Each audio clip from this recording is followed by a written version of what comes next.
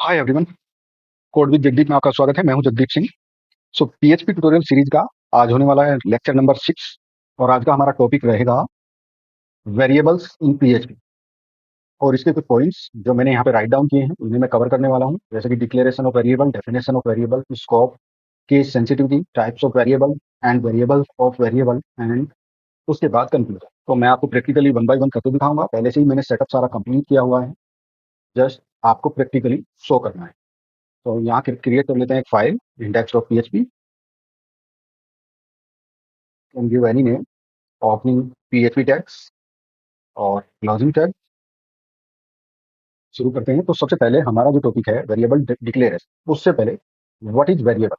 कितनी बार इंटरव्यू में भी फ्रेशर्स से पूछा जाता है कि वेरिएबल क्या है।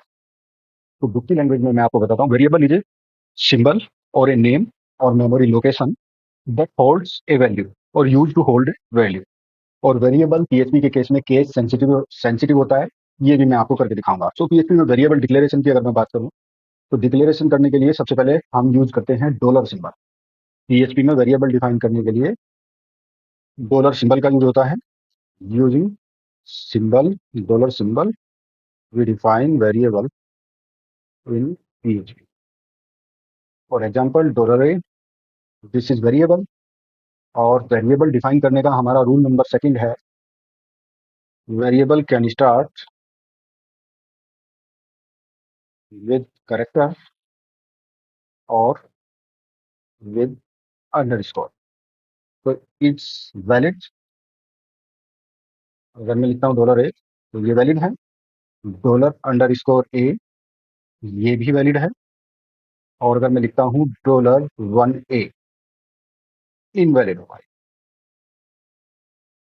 तो ये देखते हैं वन बाय वन कैसे ये क्यों इनवैलिड होगा और ये क्यों वैलिड होगा। ठीक है, एक एक करके मैं आपको दिखाता हूँ। अभी मैं क्या करता हूँ कि इनको कर देता हूँ मैं कमेंट, और यहाँ हम स्टार्ट करते हैं। तो मैंने डिफाइन किया डॉलर ए।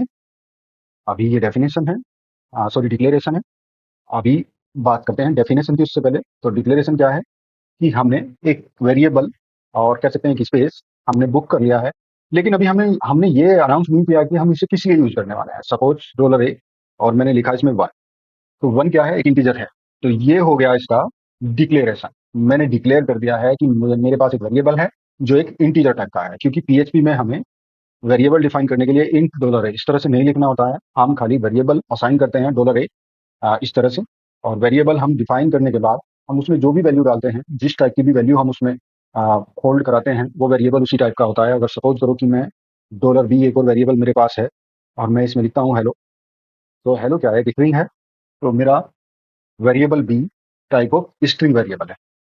और अगर सेम मैं करता हूँ एक और वेरिएबल डॉलर सी, और इसमें मैं लिखता हूँ फ्लोटिंग वैल्यू 4.5।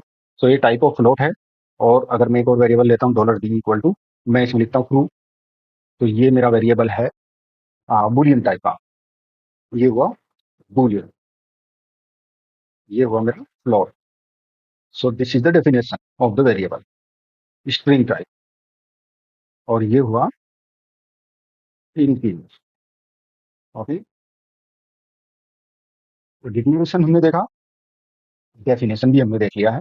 तो what is declaration, we are giving a name to a variable, that is declaration.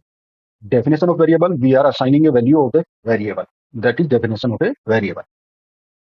Type of variable check करने के लिए यहाँ पीएचपी में एक फंक्शन हम यूज करते हैं, और फंक्शन है गेट टाइप। और गेट टाइप फंक्शन में जो भी वेरिएबल हम पास करेंगे उस वेरिएबल का हमें टाइप मिल जाएगा। मैं इसे थोड़ा सा और जूम कर देता हूँ जिससे आपको और अच्छे से दिखाई दे। और मैं यहाँ पे पास करता हूँ डॉलर। तो जब मैं यहाँ डॉलर पास करूंगा, मैं टर्मिनल ओपन कर ले रहा हूँ और एक्सेस करते हैं फोल्डर हमारा वेरिएबल और पीएचपी इंडेक्स डॉट पीएचपी। ये हमारा क्या है, इंटीजर टाइप। और अगर मैं यहाँ पे राइट करता हूँ बी, तो बी के केस में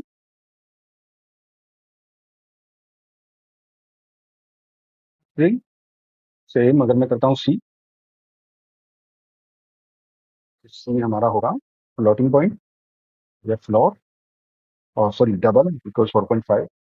एंड बी डबल और फ्लोट, और बी के हम करेंगे तो ये इसे देगा बूलियन।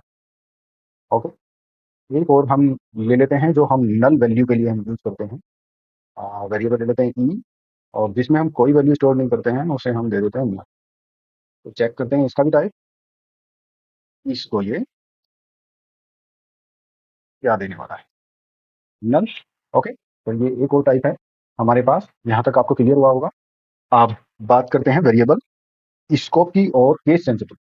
सबसे पहले बात करते हैं केस सेंसिटिव। तो केस सेंसिटिव मतलब डॉलर ए मैंने डिफाइन किया है, अगर मैं यहाँ पे डिफाइन करता हूँ डॉलर ए कैपिटल, तो बोथ आर डिफरेंट।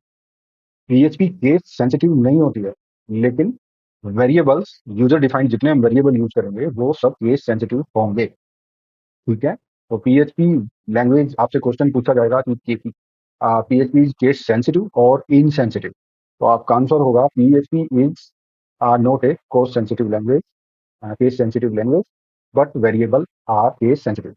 तो डॉलर ए और ए आर डिफरेंट। ओके, और अगर मैं यहाँ पे 44 में रखता हूँ और मैं इसको इसमें पास करूंगा, तो बोथ आर फाइन, कोई इशू नहीं होगा, इंटीजर। ओके, तो पीएचपी वेरिएबल्स जो है केस सेंसिटिव होते हैं। मैं इसे कर देता हूँ यहाँ तक कमेंट। बात करते हैं स्कोप। तो वेरिएबल स्कोप, लोकल, ग्लोबल, और यही तो स्कोप होते हैं। वेरिएबल के केस की बात करें तो स्टैटिक भी मैंने यहाँ पे राइट किया है, लेकिन स्टैटिक कोई स्कोप नहीं है, स्टैटिक मैं आगे कवर करने वाला हूँ। सबसे पहले बात करते हैं लोकल स्कोप की और ग्लोबल स्कोप की। ग्लोबल स्कोप, मैंने कोई फंक्शन डिफाइन किया है dollar X equal to 12 function. मैं आपको थोड़ा सा इंट्रोडक्शन यहाँ पे दे देता हूँ। कोई भी एक फंक्शन लेंगे और ये फंक्शन को हम डिफाइन करने के लिए कीवर्ड यूज करते हैं फंक्शन, और फंक्शन का फिर नेम और उसके ब्रेसेस। अब इसमें क्या करूंगा मैं, अगर मैं लिखता हूँ ग्लोबल एक्स और echo dollar X, global variable को एक्सेस करने के लिए आउटसाइड है ये, और स्क्रिप्ट के स्टार्ट में ही मैंने इसे डिक्लेयर किया है। अगर मैं यहाँ पे कोई वेरिएबल डिक्लेयर करता हूँ फंक्शन के इनसाइड, तो वो लोकल स्कोप में होगा। और लोकल स्कोप और ग्लोबल स्कोप होता क्या है, लोकल स्कोप वो स्कोप होता है जिसमें वो वेरिएबल डिफाइन किया जाता है। मीन्स फंक्शन, ये फंक्शन एक ब्लॉक स्कोप है, और इस ब्लॉक के इनसाइड जो भी वेरिएबल मैं डिफाइन करूंगा वो ब्लॉक स्कोप होगा। मतलब ये है कि इसके आउटसाइड वर्ल्ड के लिए, इसके आउटसाइड यहाँ पे वो वेरिएबल अननोन होगा, ये उस स्क्रिप्ट उसे जानती ही नहीं है। और जो वेरिएबल मैंने यहाँ पे स्क्रिप्ट के स्टार्ट में डिफाइन किया है, उसे मैं फंक्शन के इनसाइड ग्लोबल कीवर्ड का यूज करके, क्योंकि फंक्शन को हमें बताना होगा कि मैं किस फंक्शन की बात कर रहा हूँ, तो ग्लोबल ऑफ एक्स की मैं बात कर रहा हूँ, इसे हम यहाँ बताएंगे, और अगर हम रन करेंगे इसे तो सक्सेसफुली हमें 12 मिलेगा। लेकिन अगर मैं इसका वाइस वर्सा कर दूँ और डॉलर एक्स इक्वल टू 12, मैं इसे यहाँ पे लिखता हूँ, और मैं फंक्शन को कॉल ना कराऊँ यहाँ पे विदाउट यूजिंग दिस, और मैं प्रिंट करता हूँ डॉलर ऑफ एक्स, तो क्या होगा इस केस में मुझे एरर मिलेगा अनडिफाइंड वेरिएबल का, क्योंकि वेरिएबल डिफाइन किया है मैंने इनसाइड और मैं उसे एक्सेस कर रहा हूँ आउटसाइड। और अगर मैं पहले केस में मैंने क्या किया था, पहले केस में मैंने किया था कि मैं वेरिएबल को आउटसाइड डिफाइन किया था, लेकिन मैंने यूज किया इनसाइड, तो उस केस में कोई इशू नहीं था, क्योंकि वो वेरिएबल ग्लोबल स्कोप में था और ग्लोबल वेरिएबल था, तो हम उसे इजिली एक्सेस कर पा रहे थे इनसाइड ए ब्लॉक। लेकिन अगर हम इसका रिवर्स करते हैं, वेरिएबल हम ब्लॉक के इनसाइड डिफाइन करते हैं, फंक्शन के इनसाइड, और आउटसाइड हम उसे एक्सेस करते हैं, तो क्या होगा, सिंटैक्स एरर हमें मिलती है। तो फर्स्ट एग्जांपल हुआ हमारा ग्लोबल स्कोप, और ये सेकंड हुआ हमारा लोकल स्कोप। तो आपको समझ आया होगा कि स्कोप किस तरह से काम। अब अगला टॉपिक है हमारा स्टैटिक वेरिएबल।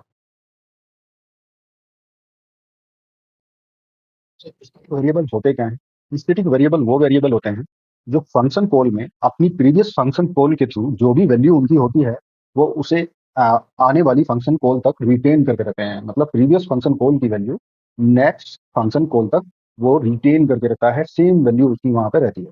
एग्जाम्पल के तौर पे देखते हैं फंक्शन एबीसी, और यहाँ पे हम एक वेरिएबल लेंगे स्टैटिक एक्स बराबर 0, और यहाँ पे हम करेंगे एक्स प्लस प्लस, और इको कर देंगे हम एक्स।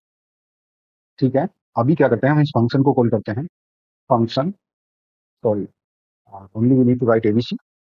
ओके, और यहाँ पे हम इसका मल्टीपल कॉल लिखेंगे, मल्टीपल कॉल यूज करने वाले हैं, क्योंकि तभी आप देख पाएंगे डिफरेंस। एक बार हम रन करा, और रन कराने के लिए इंडेक्स डॉट यूज। तो हमने डिफाइन किया था 0, उसके बाद हमने किया इंक्रीमेंट, तो इंक्रीमेंट बाई 1 हुआ और होने के बाद वैल्यू हुई इसकी 1, प्रिंट करेगा 1। और मैंने जैसा कि बताया स्टैटिक वेरिएबल क्या करता है कि अपनी प्रीवियस कॉल की वैल्यू को नेक्स्ट कॉल के लिए रिटेन करके रखता है। तो पहली कॉल के बाद वैल्यू हुई 1, दूसरी कॉल में वैल्यू हो जाएगी 2, फिर प्रिंट किया 2, फिर 3, फिर 4, फिर 5। और थोड़ा सिंपल कर देते हैं अंडरस्टैंडिंग के लिए, मैं यहाँ पे यूज कर लेता हूँ स्लैश n। तो अभी क्या होगा कि न्यू लाइन में ये प्रिंट कर देगा 1 2 3 4 5। तो आपको क्लियर हुआ स्टैटिक वेरिएबल। अब चलते हैं अपने अगले टॉपिक पे।